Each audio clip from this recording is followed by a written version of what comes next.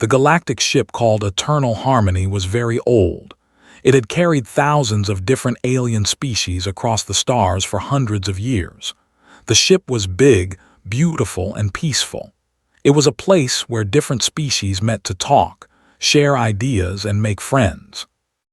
Ambassador was in charge of welcoming new species to the ship. He was a tall and thin creature with 6 arms and large dark eyes. His skin was almost see-through, and you could see his 4 hearts beating inside his chest when he was nervous. Had met many strange beings in his long career. He thought he had seen everything the galaxy could offer. He was wrong. On cycle 4892, the humans arrived. Stood in the docking bay with his assistant counselor was a species that looked like floating balls. They had no arms or legs. They talked by making their bodies glow different colors. Right now was glowing a calm blue color. The human ship connected to the docking port. There was a soft hiss as the doors opened. Held his breath. 3 humans walked out. The first was a male named. He was the diplomat, the one who would speak for his species. He wore a dark formal suit that covered most of his body. He had short black hair and a friendly smile. He bowed politely too. The second was a female named. She was the security officer. Her job was to protect the other humans. She wore a similar formal outfit, and her long dark hair was tied back neatly. Her eyes moved around the room quickly, looking at everything. She stood very straight and very still. The third was another female named. She was the cultural, which meant she would help the other species understand human ways. She was smaller than the other 2, with a round face and kind eyes. She smiled warmly at everyone she saw. Relaxed a little, they seemed nice, they seemed normal. Maybe the reports about humans were wrong. Before the humans came, the Galactic Federation had sent many files about them. He had read these files with growing horror. The reports said that humans were persistent predators. This meant they did not chase their prey fast and catch it quickly like most hunters. Instead, they followed their prey slowly for hours and hours, sometimes for days. They never stopped. They never gave up. They just kept walking and walking until their prey was too tired to run anymore. Then they killed it. The reports also said that human bodies were built for this kind of hunting. They had very little fat. Almost all of their body was muscle and bone. They could run for very long distances without getting tired. They could survive in hot weather and cold weather. They could eat almost anything. They were, the reports said, perfect hunting machines. But looking at these 3 smiling beings found it hard to believe. They were so polite, so friendly, laughed at a small joke made, asked thoughtful questions about culture, stood quietly and nodded at the right moments. Maybe the Federation scientists had made mistakes, thought. The welcoming banquet was held that evening in the Grand Hall. Hundreds of different species gathered to meet the new arrivals. There were the crystalline, who looked like living gemstones. There were the feathered, who could fly short distances.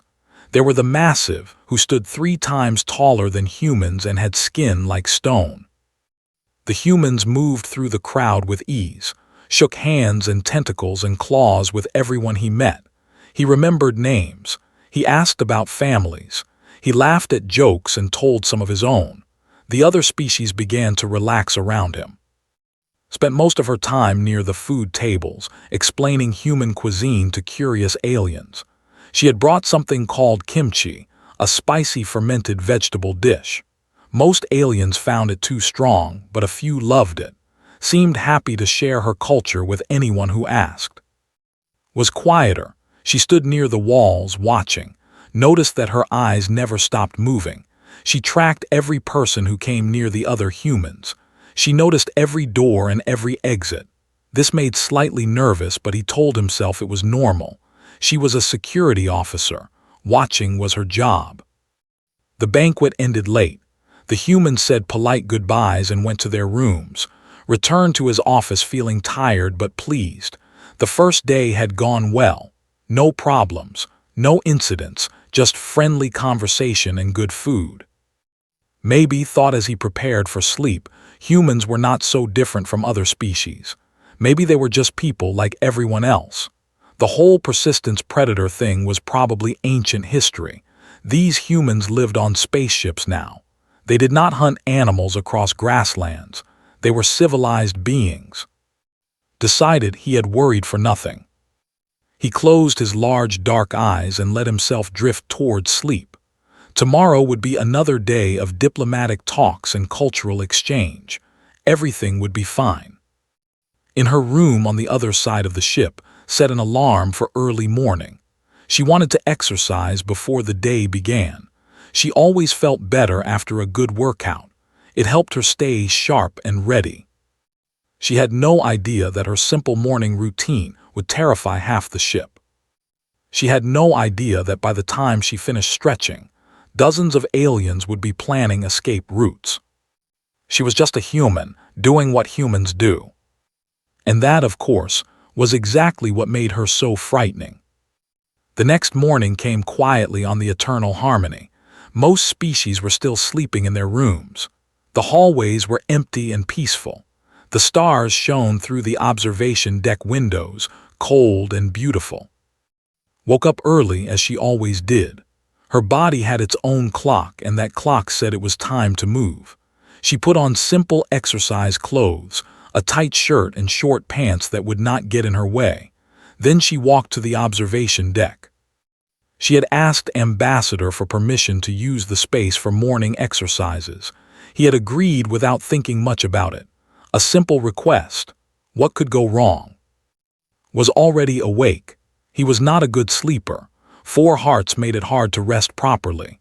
He saw on his information screen that the human female had entered the observation deck. Curious, he decided to watch through the security cameras, just for a moment, just to see what human exercise looked like. What he saw changed him forever. Stood in the middle of the deck, facing the windows. The stars were behind her, making her look like a dark shape against the light. She took a deep breath. Then she raised her arms above her head and began to stretch. Watched her arms extend upward. The simple movement should not have been scary, but as her arms went up, her shirt pulled tight against her body, and could see what was underneath. Muscle. Not soft flesh like the had, not protective shells like the war, just muscle, layers of it, cords and cables of it, running under her skin like thick ropes. Every part of her body seemed connected to every other part. When her arms moved, her shoulders moved. When her shoulders moved, her back moved. Everything worked together like a machine. She bent forward, folding her body in half. Her hands touched the floor easily. Could see the muscles in her legs stretch and hold. They did not shake. They did not struggle. They just worked, smooth and powerful. Thought about the Federation reports. Humans could chase prey for entire days. They could run until other animals died from exhaustion. Looking at now, he understood why. There was no wasted space in her body. No extra weight. Every part of her was built for movement, for hunting, for catching things that tried to run away. She twisted her body to one side, then the other. Her spine curved in ways that seemed impossible, but it was not flexibility that scared. It was control. She moved exactly where she wanted to move. She stopped exactly where she wanted to stop. Her body obeyed her completely, like a weapon in the hands of a master. Opened a communication channel to his office. His voice was shaking. "Recording," he whispered. "The human female is demonstrating something called exercise. I believe this specific type is called yoga. I am watching her body bend and stretch in ways I cannot understand. I am seeing muscles that have no purpose except movement and power. I am calculating escape routes from my current location." Moved into a new position. She balanced on one leg, her other leg extended behind her, her arms stretched forward. She looked like an arrow about to fly. She held this pose without shaking, without wobbling. Her balance was perfect. Then she lowered herself to the ground and began something worse. She did push-ups.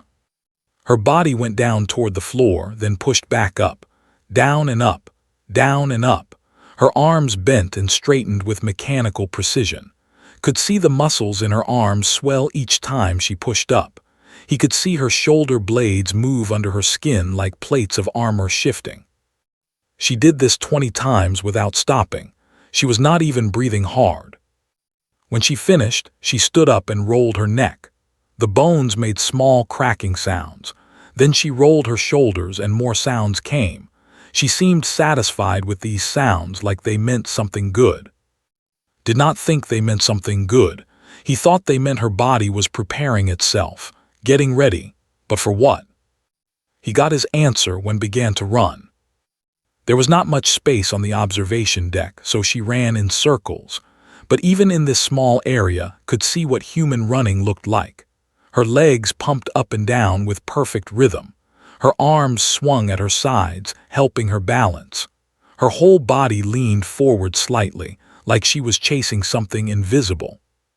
Her feet hit the floor with soft sounds, not loud, not heavy, quiet, efficient. This was not the running of someone in a hurry. This was the running of someone who could keep going forever. Remembered the old Earth videos he had studied. Humans chasing deer across open plains. The deer was faster at first, much faster, but the deer got tired. The human did not. The deer stopped to rest. The human kept coming. In the end, the deer could not run anymore. It just stood there, exhausted, waiting for the end. Ran for 15 minutes straight. When she stopped, she was breathing slightly faster than before. That was all. No gasping, no collapse.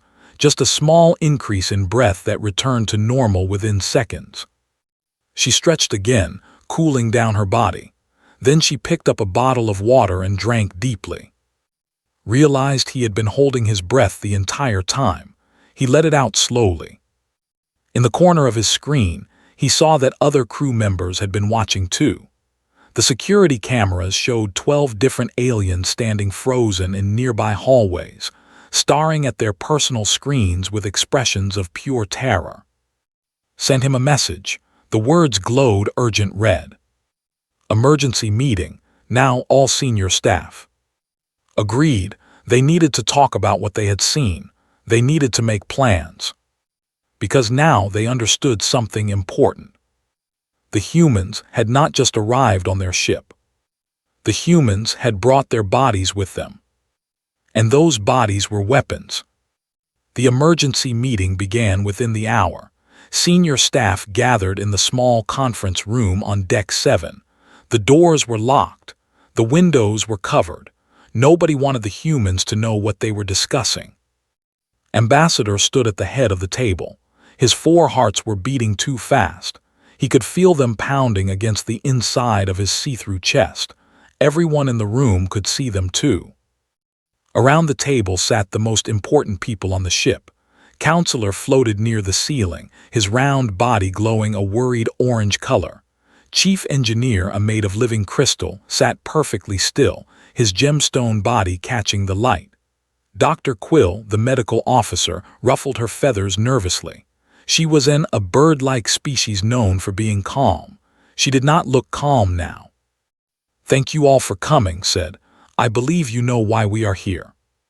"The humans," said. His voice sounded like stones grinding together.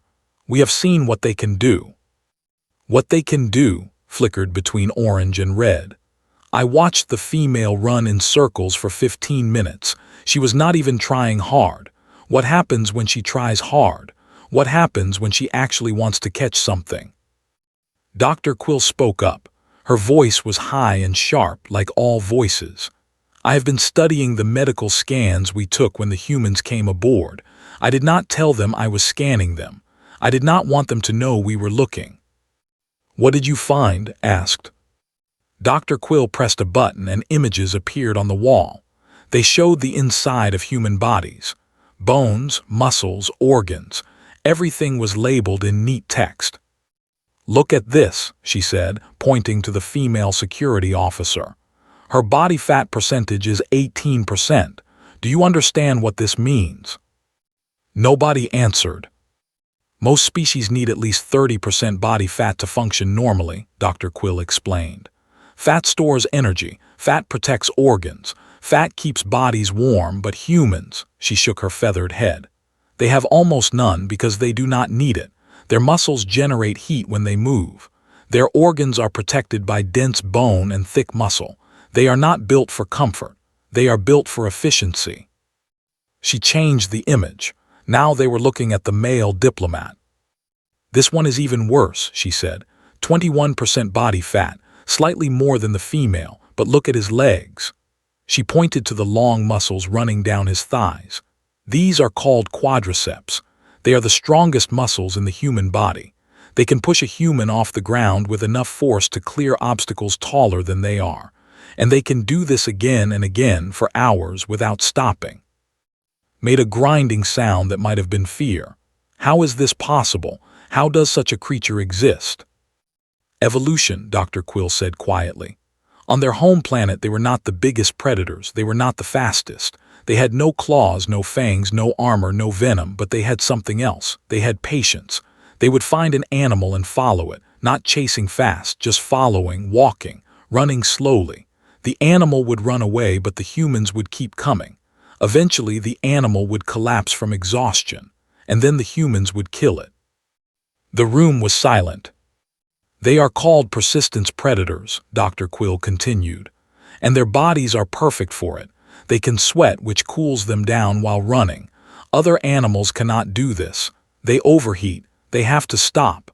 But humans just keep going. They are machines made of meat. Dropped lower in the air, his glow now a deep purple of distress. Yesterday, I saw the cultural laughing at something. When she laughed, I could see her stomach muscles moving under her shirt. Muscles for laughing. Why does laughter need muscles? Everything about humans uses muscles, Dr. Quill said. Breathing, eating, talking. Even their hearts are muscles constantly pumping blood through their bodies. They never stop moving even when they are still. Their bodies are always working. Chief Engineer stood up. His crystal body made chiming sounds as he moved. I have taken action, he announced. I have created detailed maps showing the fastest escape routes from every section of the ship. I recommend we share these maps with all crew members. If the humans decide to hunt, we should be ready to flee. Flee where? Asked. We are on a ship in deep space. There is nowhere to go. The silence that followed was heavy and cold. Finally spoke. We cannot let them know we are afraid. Predators can sense fear. It makes them want to chase. We must remain calm. We must act normal. How can we act normal? Dr. Quill's feathers ruffled in agitation. Every time I see them, all I can think about is what they could do to me. The female, she smiled at me yesterday. She showed her teeth. Do you know what showing teeth means on Earth? It is a threat display, a warning. I believe for humans, smiling is friendly, said uncertainly. That is what they want us to think, replied.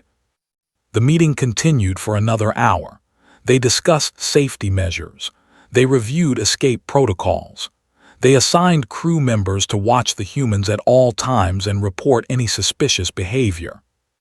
When the meeting finally ended, felt exhausted. He walked slowly back to his office, his 6 arms hanging limply at his sides.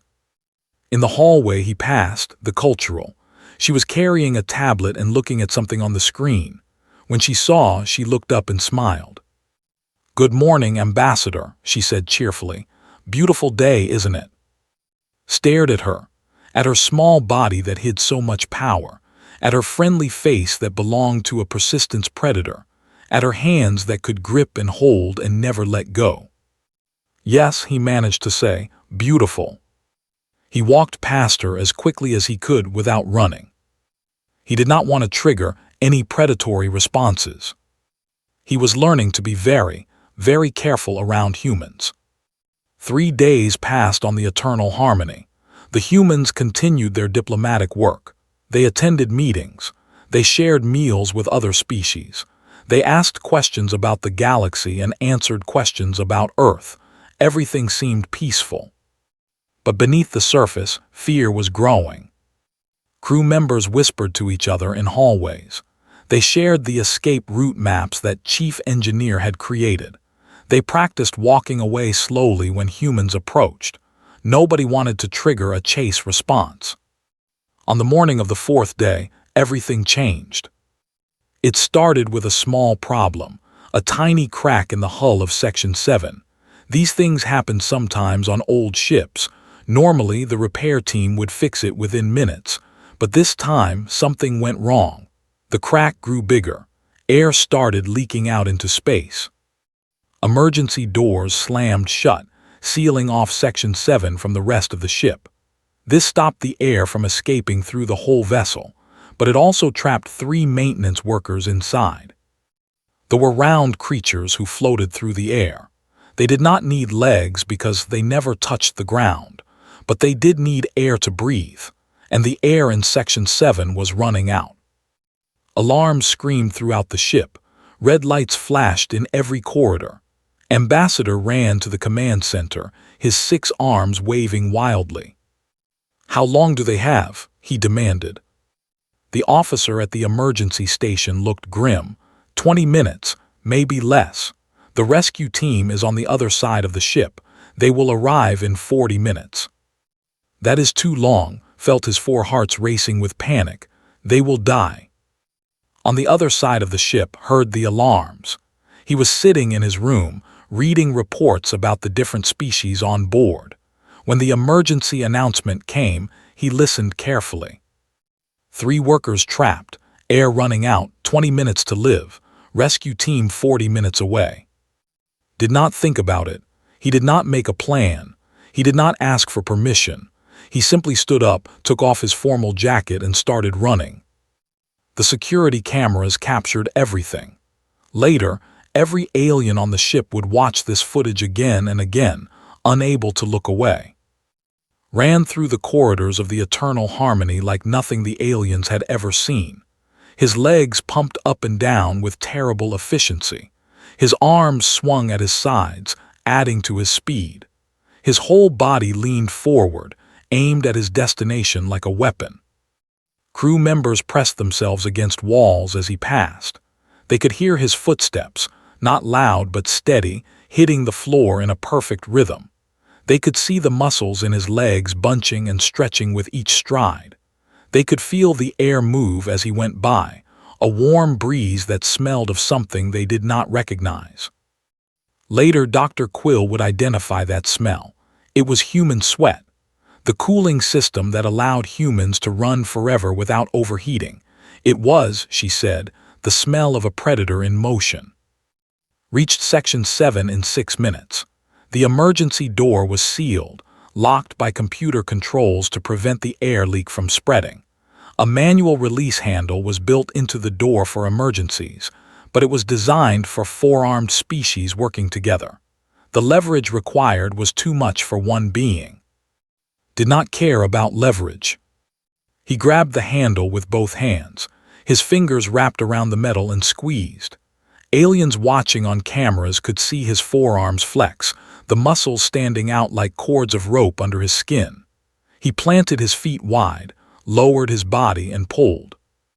The door groaned, metal bent, warning lights flashed. Pulled harder. His face twisted with effort. His shirt stretched tight across his back, showing the shapes of muscles that the watching aliens did not have names for. Later, they would learn these were called the latissimus dorsi, the trapezius, the rhomboids, a system of muscles designed for pulling, gripping, and never letting go. The door opened. Did not pause to celebrate. Air was rushing out of the section, making it hard to stand. He took a deep breath, filling his lungs, and ran inside. The 3 were floating weakly near the ceiling. They had risen as high as they could, trying to find the last pockets of good air. Their glow was dim, almost gone. They were dying. Grabbed them. He did not ask permission. He did not wait for them to come to him. He jumped, his powerful legs pushing him off the ground, and caught the first one. Then he grabbed the second, tucking it under his arm. The third he held against his chest. They were heavy. Together, they weighed as much as a small vehicle, but did not seem to notice. He turned and ran back toward the door, carrying all 3 of them as if they weighed nothing. His lungs were burning. He had not taken a breath since entering the section. But he did not slow down. He could not slow down. These creatures were depending on him. He burst through the doorway and into safe air. His legs kept moving, carrying him and his cargo away from the damaged section. Only when he was completely clear did he finally stop. He set them down gently. They were unconscious but alive. Their glow was slowly returning as they breathed fresh air. Stood over them, breathing hard. His chest moved up and down quickly. His face was red. Sweat covered his skin. But within 30 seconds, his breathing slowed. Within a minute, it was normal. He looked around at the crowd of aliens that had gathered. They were staring at him with expressions of pure terror. Nobody moved. Nobody spoke. Looked down at himself. His shirt was torn. His arms showed the muscles that had pulled open the door. He realized what he must look like to them.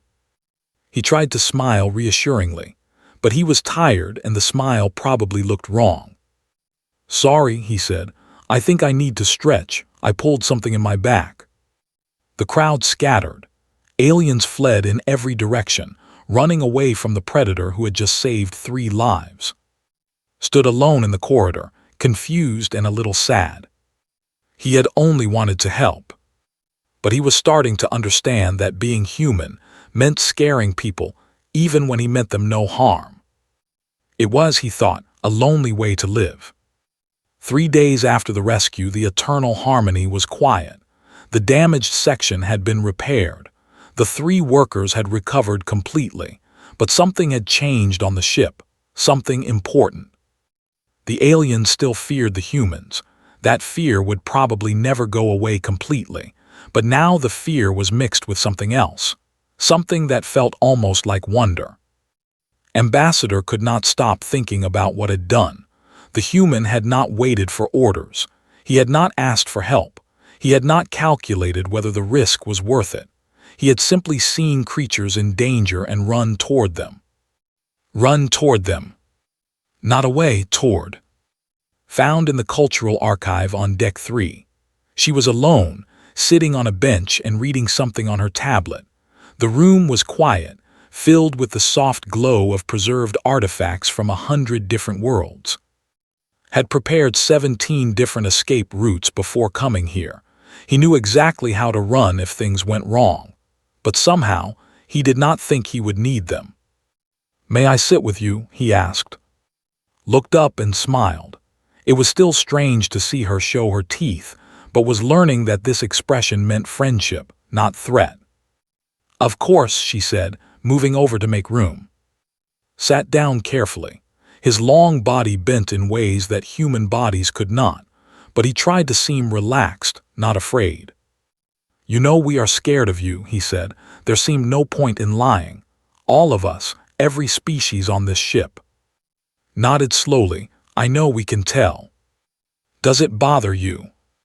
"Yes." She looked down at her hands, small and soft and capable of terrible things. "We do not mean to frighten anyone. We are just what we are." Was quiet for a moment. Then he asked the question that had been burning in his mind. Why did run toward the danger? Any other species would have waited for the rescue team. Any other species would have protected themselves first.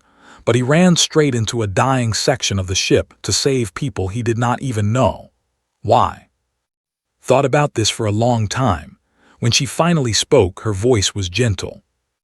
On Earth, we were never the strongest, never the fastest, never the most dangerous in a one-on-one fight, but we survived because we worked together. We protected each other. When one of us was in danger, the others would help. It did not matter if we knew them or not. They were part of our group, our tribe, our family. "But they are not your family," said. "No," agreed. "But that does not matter." When saw them dying, something inside him clicked. They became his responsibility. He could not walk away any more than he could stop breathing. "This is confusing to me," admitted. "You are predators. Your bodies are built for hunting, for killing, but you use these tools to save strangers." Smiled again. "That is the secret of humans, Ambassador. We are persistent predators, yes.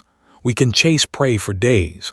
We can run until other creatures collapse from exhaustion, but we use the same persistence for everything we care about.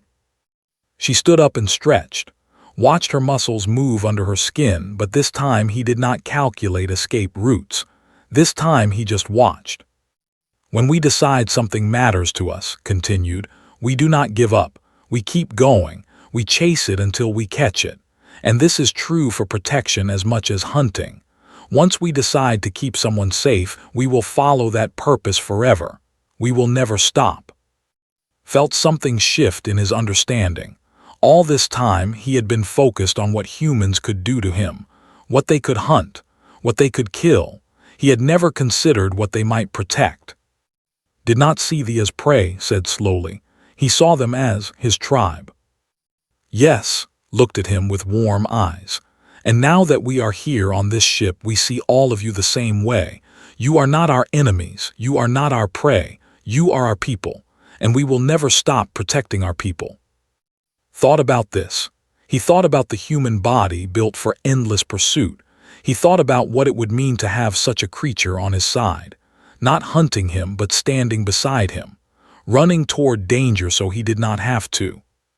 I think I understand now, he said quietly. Sat back down on the bench. We know we are scary. We cannot change what we are, but we can show you what we use it for. We can prove that we are not here to hunt you. We are here to help you. And if someone threatens this ship, asked, if someone tries to hurt the people here. His expression changed. Her smile faded. For just a moment, saw something ancient and dangerous in her eyes. Something that remembered running across endless grasslands, chasing prey that could not escape. Then we will chase them, she said simply.